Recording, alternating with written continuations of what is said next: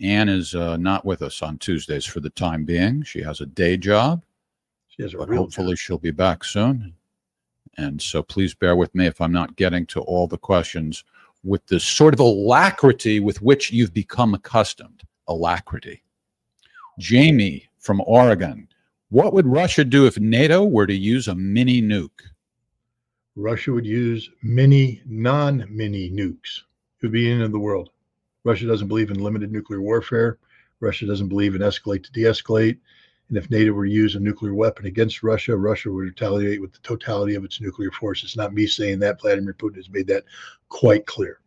So it's time for NATO, the West, the United States to clear their minds of any false notion that there is such a thing as usable nuclear weapons or tactical nuclear war, limited nuclear war. No, there's only nuclear war, and it will be total, and everybody will die. And that's just the straight up truth. Somebody on Rumble is asking, is a mini nuke still as powerful as Hiroshima? It could be a mini nuke is a dial nuke, meaning that you can basically take it has a maximum potential, and then you can basically dial it down to small. The W-76-2, which I believe is on the currently mounted on Trident submarines on board the Ohio class submarines patrolling the world, can actually be as small as a tenth of the Hiroshima bomb, because there might be targets that only need that much nuclear power. So yeah, they can come in smaller than the Hiroshima weapon. They can also come in a lot larger than the Hiroshima weapon. All right, the princess has gotten to the question, and lest there be any doubt, in capital letters is the word question. We would not have recognized it otherwise. What do you think about North Korean Kim and Mr. Putin meeting up? Sounds like sort of a scary development. What do I think? I think that Kim Jong-un is the leader of a sovereign state that we know as North Korea, and that Vladimir Putin is the leader of a sovereign state that we know of as Russia. And I think as leaders of the respective sovereign states, they could behave in a sovereign fashion. I mean, if they want to meet, that's their business. So be it. I don't think it's Russia's business, whoever we meet with, and I don't think it's North Korea's business, whoever we meet with. But what could be scary about North Korea? Russia already has a nuclear arsenal that's capable of destroying the United States 100 times over. So becoming close to North Korea doesn't give any enhancement on the nuclear side. Some people say that North Korea is going to sign an arms deal with Russia. Fact is, Pixel Fund supporter says, not really, it's just an arms deal. Let me put it this way. I don't believe Russia's buying arms from North Korea. Why? Because what arms would Russia buy from North Korea? Some people say, well, ammunition, of course. I think the Russians have an ammunition industry that's producing sufficient quantities of ammunition of the quality that the Russian military insists on. And the last thing Russia would do is subordinate an important aspect of their ability to wage war the way they want to wage war by allowing another nation to become a major supplier of the ammunition they must have to sustain operations on the battlefield. Why would you put yourself in a situation where you become dependent upon North Korean ammunition, and therefore, for whatever reasons, if that ammunition supply is somehow shrunk or blocked or is no longer there, you're in trouble. Russia doesn't operate that way. It's a big country, big sovereignty issues, and they'll answer their own supply issues. But I do think that Russia and North Korea are sending a signal to the United States, especially the Biden administration, that the Biden administration screwed up. They had a chance to sit down and continue the face-to-face discussions. And by the way, Princess, did you think it was scary when Donald Trump met with Kim Jong-un not once, not twice, but 3 times? Was that scary? It's called diplomacy. And right now, Vladimir Putin's doing a pretty darn good job of being a diplomat. He's meeting with Kim Jong-un. What they're going to be talking about is their business, not our business. And it's the natural state of affairs. That's what neighbors should be doing, talking to one another. North Korea shares a common border with Russia.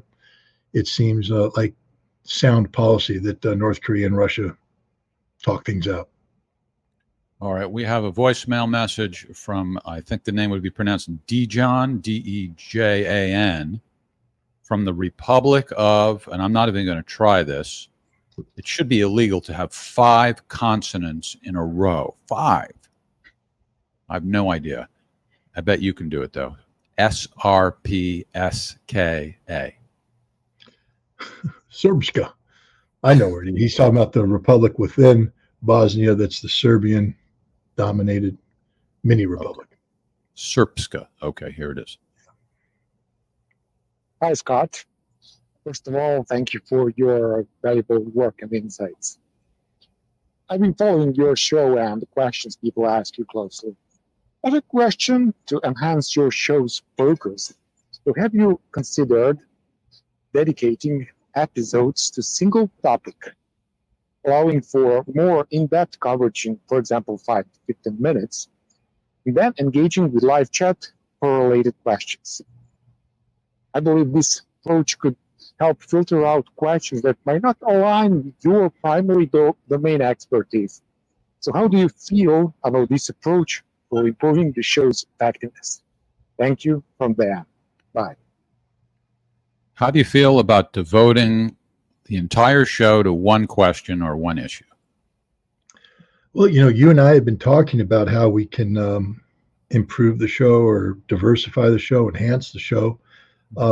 I sort of like the idea. I mean, there are some issues out there that are complicated, multifaceted, and deserve to be dug in a little bit, details. So if it was something that we could do, for instance, if we announced in advance, that on this date we're going to do that, so people submit your questions for the show. You're the producer, Jeff. I'm the talent, so I don't really have a vote. I'm just a pretty face that shows up. But what do you think? I mean, I thought it was an interesting idea. Also, I wanted to ask you how you feel about Twitter Spaces. I don't know how many times you've done it, but I've heard you do it twice.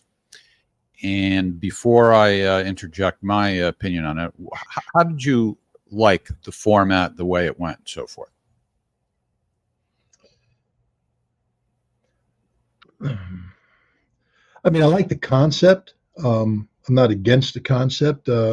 It's audio only, at least the way I operated. There was no right. But what about the way they took questions from the audience and what those questions were, that the interaction part of it? The problem with Twitter Spaces is there's no filter and there's no quality control. Some questions are outstanding. Some questions aren't outstanding. I mean, at least on Ask the Inspector, you go through the questions and you filter out, things of that nature. I think Twitter Spaces sometimes run now they have good moderators. I have to say everyone that I've been on has been well moderated, and they have intervened very diplomatically to preempt a question if it's an inappropriate question or too long or whatever.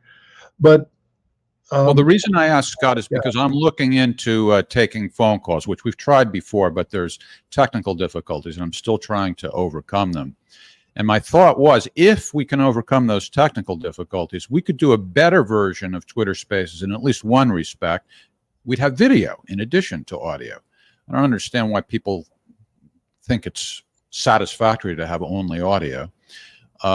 As far as filtering the questions, well, we can't solve that problem, but maybe if the whole thing isn't devoted to phone calls, and sort of like what we do now, we take a combination of questions submitted in advance and some that are coming in live. So that was my thought. Again, I'm not against it. I think we know what the pitfalls could be. Somebody hijacking the platform that becomes disruptive, and it's easy enough to hang up on somebody if they do that. But then we have a whole show of hanging